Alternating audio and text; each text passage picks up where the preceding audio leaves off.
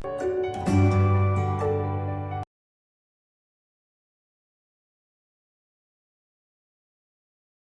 everyone, welcome back to the online classes of Triveni Memorial Senior Secondary School. Today I am here in front of you with a new topic of our English grammar, which is the preposition. So what is the meaning of preposition? Student, preposition. The preposition has been formed by the combination of two words. Preposition means these are the words which are placed before the noun or the pronoun or any other word in the sentence to tell the positioning of that word, right? Means the words which are being used in a sentence to tell us about the position of that particular noun or a pronoun. Those words are known as the prepositions. Prepositions before the noun or the noun which tells us about the positioning. That's why they are known as the words which are used, which are placed before a noun or a pronoun in a sentence for telling us the position of that particular object. Right? Now, there are different prepositions which are being used in a sentence as per the requirement. So there are so many prepositions, students. So let's understand their uses, where and how we are going to use them one by one, right? So the first preposition is at. So at basically is used in a sentence to tell us about the exact timing. So when we are supposed to tell the exact timing, if I say he will come at 9 o'clock. So 9 o'clock is the exact timing for which we use at preposition, right? Next is to denote the villages or the smaller towns. Whenever we are talking about some places, right? So we use at for the places which are in smaller in sizes. For that we use at. For example, he reached at 4 o'clock. Just now I just given the example, right? So at is being used before the time to tell us the exact time we use at. For second example, we will understand when we are going to do in it. Okay.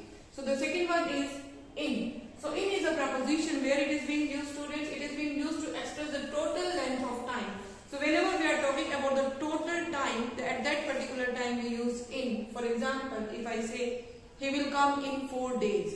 So after 4 days means the person would be coming in the duration of 4 days. After 4 days, after completion of 4 days, that person will be coming. So this in is being used to tell us about the total length. So how much is the length of that time about after which that person will be coming? So 4 days. So to represent that duration, we use in before that, right? Next is to denote the bigger town.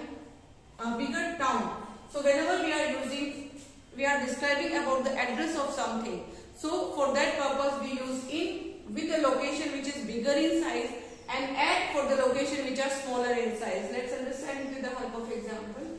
He lives at Karol Bagh in New Delhi. So New Delhi is a bigger place. So before that we will be using in, and in New Delhi we are talking about the place which is known as the Karol Bagh. So Karol Bagh is a place in New Delhi.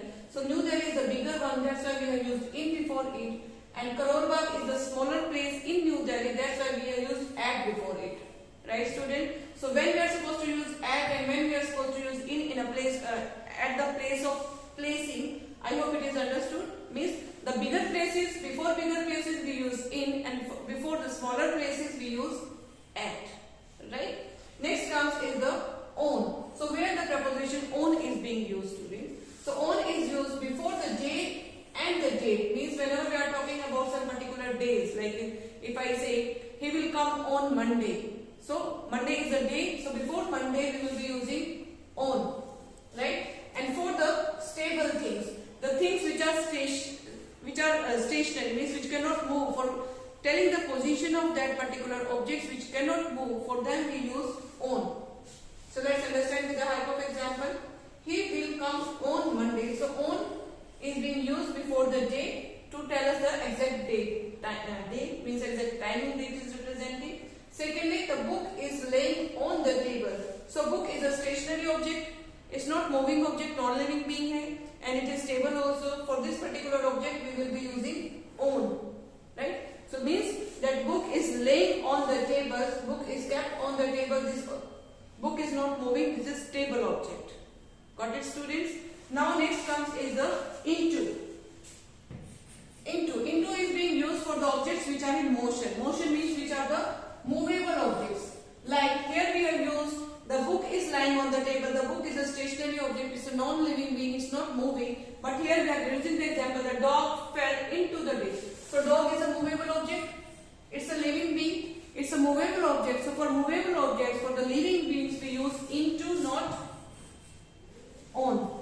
Without, in spite of using on, we use over here into, because this dog is a living object, so it's a movable object. So for moving objects, we use into, right?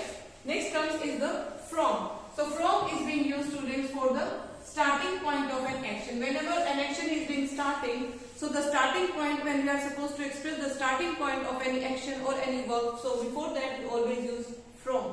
For example, he is coming from Delhi. So where from where he has started his journey? He is coming from Delhi. So Delhi is the starting point of his journey. So for telling us the starting of that action, we are using from.